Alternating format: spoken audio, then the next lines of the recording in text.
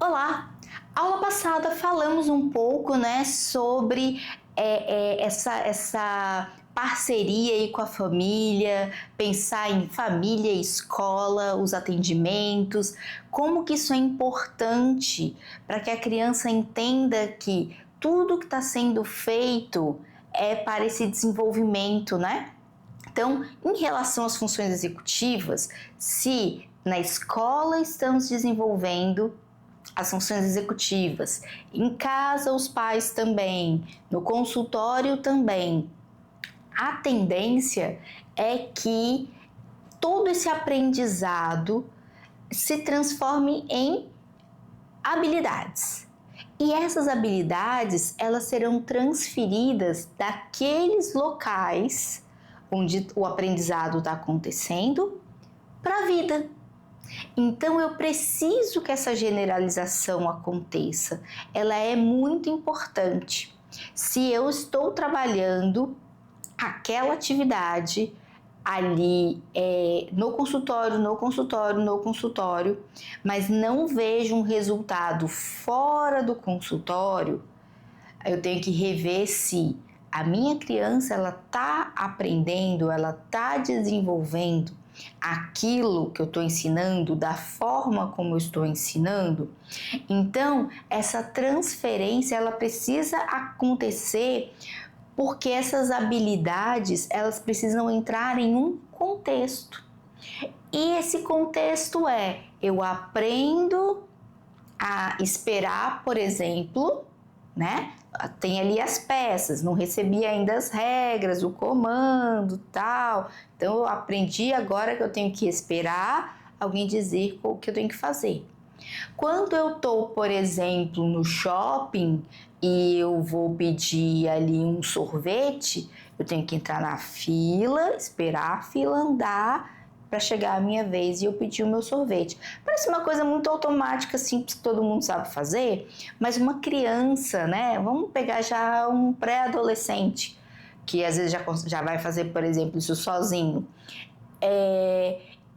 Se ele não tiver ali essa prática aí do esperar, do que tem que...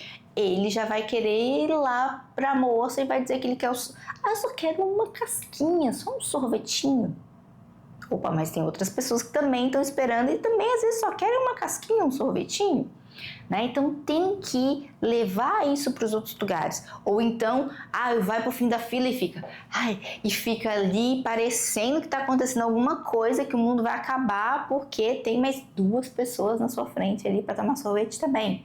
Né? Então, quando a gente começa a realizar essas tarefas que são desenvolvidas num contexto lúdico, porque a gente vai utilizar o Lego e às vezes alguns materiais complementares que também são lúdicos, elas são aplicadas em situações reais, né? Como as tarefas escolares, essa organização pessoal, a resolução de problemas.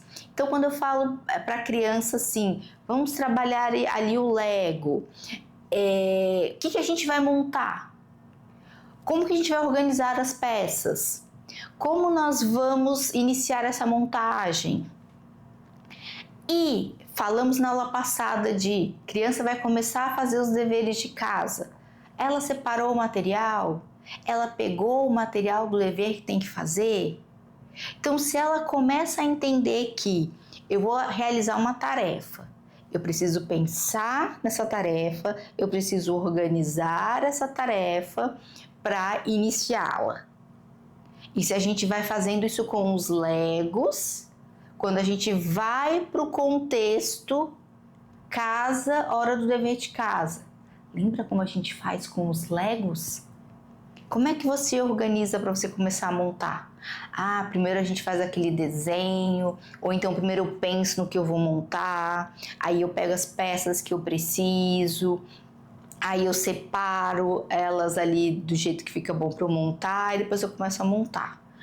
Então como que você pode pensar numa organização dessa com o seu material. Aí a criança vai falar, eu vou precisar desse material, eu vou estudar em tal lugar, eu vou separar meu material assim, né? Então isso é interessante, porque quando a gente pede para a criança realizar isso ali pra gente, e ela fala, vou separar o meu material assim.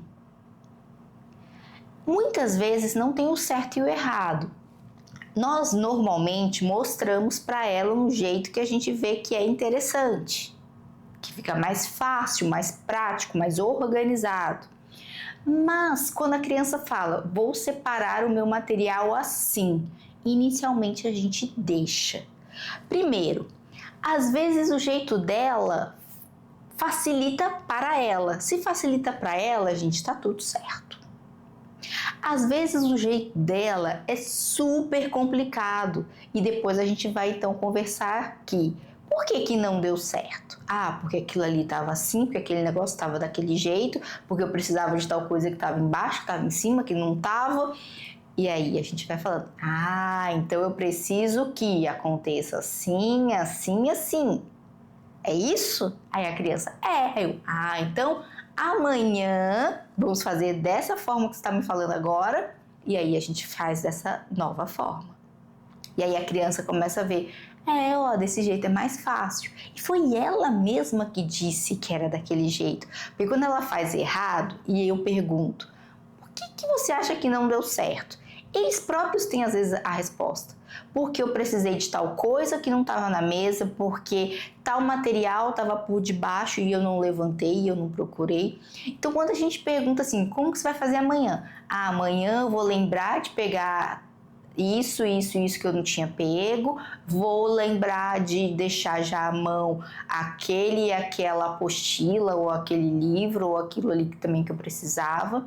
Então a própria criança vai trazendo essas respostas só com a nossa mediação. Então, quando a gente fala aqui, os erros não são um problema, os erros às vezes são até a solução para a gente agora poder fazer diferente. Então isso tudo é importante porque faz a criança então tornar, fica explícito que aquela função executiva que a gente está trabalhando no consultório, como que ela pode levar para outras formas de trabalho. Ela começa a fazer essas atividades, ela pensa nessas atividades como conexões verbais para o cotidiano dela. Então, às vezes falas que acontecem aqui, elas também são levadas para o cotidiano, para o dia a dia. Quando a gente fala com ele assim, a criança age por impulsividade. E no consultório a gente fala, você acha que se você tivesse primeiro pensado e depois agido, tinha dado certo? Tinha. E aí quando ela tá resolvendo uma coisa que ela vai fazer ali no impulso, ela, se eu pensar e depois eu agir, vai dar certo. Ou então já vai vir com um comportamento impulsivo, vai dar errado e ela vai lembrar. Se eu tivesse pensado antes, não tinha dado errado. E a gente vai fazendo com que ela comece a praticar isso que ela está verbalizando. Porque muitas vezes a criança fala, eu tenho que pensar antes de agir. Aí ela vai lá e funciona de forma impulsiva. Aí no outro dia, de novo, ela primeiro tem um comportamento impulsivo, eu tinha que pensar antes de agir. Então não está dando certo isso. Ela vai ficar repetindo o resto da vida que ela tinha que pensar antes de agir, depois do comportamento impulsivo. Então a gente vai ter que colocar esse pensar antes dela já querer agir impulsivamente. Que ela tem que pensar e depois ela tem que agir, para aí sim ela poder agir. E quando ela começar a perceber que isso vai dando certo, lembrar, para algumas crianças é mais difícil, para algumas crianças quando eu tenho muitas autoridades também é difícil, Então, assim, às vezes um pai ou uma mãe, um cede mais e o outro cede menos. a criança sempre corre para aquele que vai ceder mais. Então a gente tem que ter esses cuidados de como que aquele caminho, lembra que a gente falou que nessa direção preciso desse apoio, dessa parceria dos pais, da escola, porque todo mundo tem que caminhar na mesma direção. Se um for para um ladinho, opa, a criança, o controle inibitório dela já para ali, já, e ela, opa, tem gente indo para outro lugar, deixa eu seguir o outro. E aí aquele trabalho que a gente está fazendo já vai, a gente deu um passo para frente, deu 2 para trás. Então não vai ficar legal, aí demora mais tempo. Então tudo isso a gente tem que pensar. Não tá dando certo porque a criança não tá fazendo, porque a gente não tá ajudando a criança. Então nós adultos, nós que somos os mediadores, os responsáveis, temos que pensar que o nosso papel é muito importante nesse momento de estar observando o que a criança está fazendo, estar orientando, né? Todo mundo trabalhando de forma igual para que esse desenvolvimento aconteça, essas funções sejam aí, essas habilidades, essas funções executivas, elas comecem a ser ali, esse conhecimento seja adquirido. Então, tudo isso é importante. E repetir padrões de autorregulação em diferentes atividades. Então, quando a gente pensa, quando a gente fala isso de toda vez que vai fazer algo diferente, eu tenho que ter uma previsibilidade para eu entender que toda vez que isso acontecer, seja em casa, seja na escola, seja no ambiente que for, a criança vai dar conta, né? Então, mas tudo isso demanda tempo também. Eu não posso assim, vem 1, 2 sessões e estamos aí com todas as funções executivas, super habilidades, tudo, adquirimos essas habilidades aí com sucesso rapidamente. Não necessariamente, né? Então a gente precisa desse tempo aí do trabalho, que o que a gente faz, por exemplo, quando fala de consultório, ali 50 minutos na semana, que eles sejam, aconteçam também fora. Então tudo isso precisa estar bem ali conectado para que tudo isso aconteça.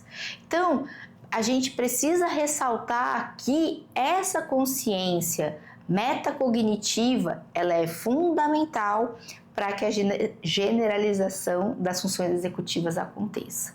Então, não podemos deixar para lá, pensar assim, tá tudo certo, tá tudo indo, e depois a gente... Não, a gente tem que ir junto, tá ali observando, entender se a criança também está compreendendo o que está sendo, o que a gente espera dela, se nós estamos dando comandos e ensinando ali de um jeito que também é tranquilo para que ela